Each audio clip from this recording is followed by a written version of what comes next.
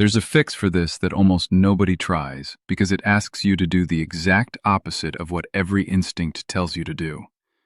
I'm 83, and everyone around me kept suggesting, in their own gentle way, that it might be time to let that part of my life go. I hadn't agreed. Clinicians who treat this specific muscle condition report it affects a meaningful share of the men they see, and almost none of them ever hear the word for it, let alone the fix, which is the opposite of what everyone assumes. For a long time, I approached this the way I approached most problems: work at it, push through, try harder. None of it helped. Some of it, I later learned, made things worse. You've probably approached your own version of this the same way, assuming more effort was the answer. It's often backwards. That fix is the opposite of everything I'd tried. In a minute, I'll tell you exactly what it is. Here's what eventually got explained to me. The pelvic floor, the group of muscles that support your bladder and your prostate, is the same muscle group involved in maintaining an erection.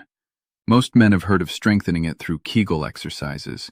What almost nobody hears about is the opposite problem: a pelvic floor that's chronically tense, clenched without you even realizing it, the way some men unconsciously clench their jaw under stress. When that muscle group stays tight instead of being able to relax and contract properly, it interferes with the very function it's supposed to support. These days, I have noticeably less tension throughout my whole body, not just in one specific area. I sleep better. I've stopped getting the lower back tightness I used to blame entirely on age.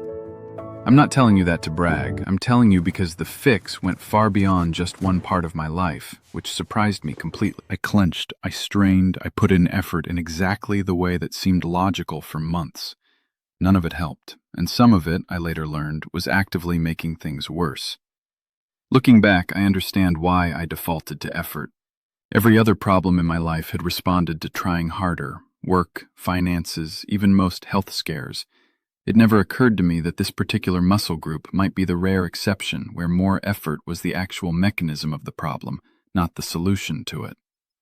Here's what reframed everything. An erection depends on three systems working together: hormonal, nervous system signal, and blood flow, governed by nitric oxide. But the physical structure supporting all three, the pelvic floor, has to actually be able to move freely, not just be strong. Strength without flexibility can be its own kind of problem. That distinction, strength versus flexibility, was completely new to me. I'd spent months trying to strengthen a muscle that didn't need strengthening at all. It needed the opposite, and no amount of additional effort in the wrong direction was ever going to fix a problem caused by too much tension, not too little. It reminded me of something a physical therapist once told a friend of mine about a stiff shoulder. Sometimes the muscle isn't weak, it's guarding. It's held tight because it's bracing against something, and the fix isn't more strength training, it's teaching the muscle it's safe to let go.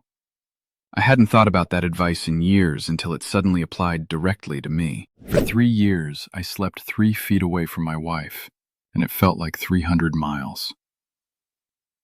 She'd fall asleep first. I'd lie there staring at the ceiling, wide awake, feeling like a roommate in my own marriage.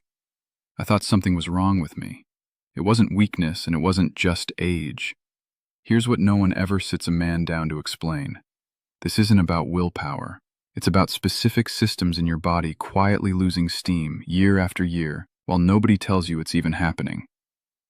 The pills my doctor handed me gave me headaches, made my chest feel tight, and honestly, they made me feel like I needed a pill just to feel like a man. I wasn't willing to live like that. There's a gentler way to bring those systems back, without any of that. At 83, my wife and I aren't roommates anymore. I'll show you exactly what changed it in this video, and if you want the simple support I personally use, there's a free presentation linked in the description below. So here's what actually helped. Deliberate pelvic floor relaxation, not contraction. A few minutes most days focused on consciously releasing that muscle group. Deep, slow breathing paired with letting go of tension you didn't know you were holding. The same basic principle used in physical therapy for chronic pelvic tension. This isn't as widely studied in isolated clinical trials the way Kegel strengthening is, but it's grounded in well-established anatomy. Urologists and pelvic floor physical therapists routinely see men with what's called high-tone pelvic floor dysfunction, where chronic clenching interferes with normal function, including erectile function. I started doing it before bed, a few minutes of consciously relaxing that area, the same way you might consciously relax your shoulders after a stressful day. I added a few other pieces around it. Vegetables rich in dietary nitrate, supporting circulation from a completely different direction. A short walk most mornings in real daylight. Better sleep, since tension has a way of following you into bed and disrupting exactly the deep sleep this whole system depends on.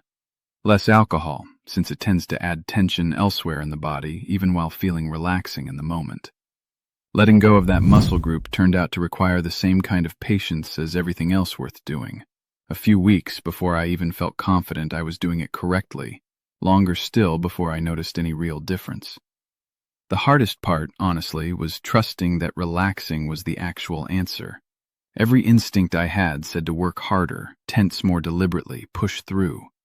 Learning to do the opposite, on purpose, took more discipline than the strengthening approach ever had, in its own strange way. My wife and I spent a quiet evening in a few weeks ago, and there wasn't a trace of the old strain I used to carry into moments like that.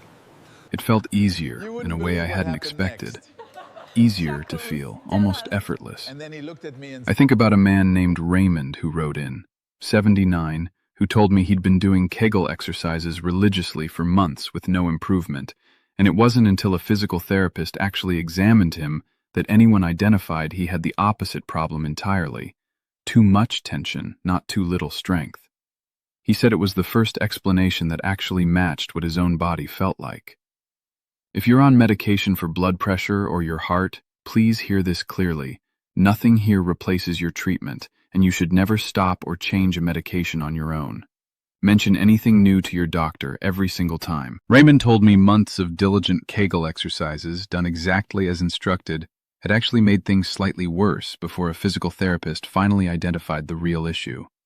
He said the relief of finally having an accurate diagnosis outweighed even the frustration of those wasted months. He also told me he'd felt genuinely foolish at first, learning that the effort he'd been so proud of, all that diligent strengthening, had been working directly against him the entire time. He said letting go of that pride, more than the relaxation exercises themselves, was the hardest part of actually turning things around. What I want you to walk away with is this. Sometimes the answer isn't trying harder. Sometimes it's learning to let go of tension you didn't even know you were holding. That's a strange lesson for a man raised to believe effort solves everything. More work, more discipline, more willpower, that was always my instinct. Learning that this particular problem responded to the opposite instinct entirely took longer to accept than the actual relaxation technique itself ever did. Your erections don't disappear just because you got older. They fade when the systems behind them, blood flow, nitric oxide, hormones, energy, and recovery, slowly stop getting the support they need. Ignore that long enough, and it becomes harder to reverse. That's why I take this concentrated formula every morning. Not one ingredient trying to fix everything, but several working together to support circulation, energy, and drive from the inside out. It's a natural, doctor-backed protocol designed to support pathways your body already knows how to use. No prescription, nothing artificial. Stronger, present, confident again. And unlike the pills I tried, I didn't feel disconnected from my own body. No headaches, just steady, gradual change. My wife noticed before I even said a word. The presentation is linked right below this video. It won't replace your doctor or a healthy lifestyle. It's simply there to support your body. At 83, my wife and I aren't roommates anymore, and it's not too late for you. I was raised to believe effort solves nearly everything, that pushing harder is always the responsible answer to a problem. Learning that this specific problem responded to the opposite instinct, deliberate release instead of deliberate strain, took longer to accept than the actual technique itself ever did, and it quietly changed how I approach a few other stubborn problems in my life too. I think about the man I was, straining and clenching, assuming more effort was always the answer. And I think about the man I am now, who learned the opposite mattered more. That's not vanity. That's dignity. Everyone kept telling me, in their own gentle way, that it might be time to let that part of my life go. Nobody said it cruelly. It just kept coming up sideways in conversations that assumed I'd already agreed, and I hadn't. If everyone around you has gently assumed a part of your life was already over before you were ready to agree, tell me in the comments. And if this counterintuitive explanation is useful to you, subscribe. There's more of this ahead.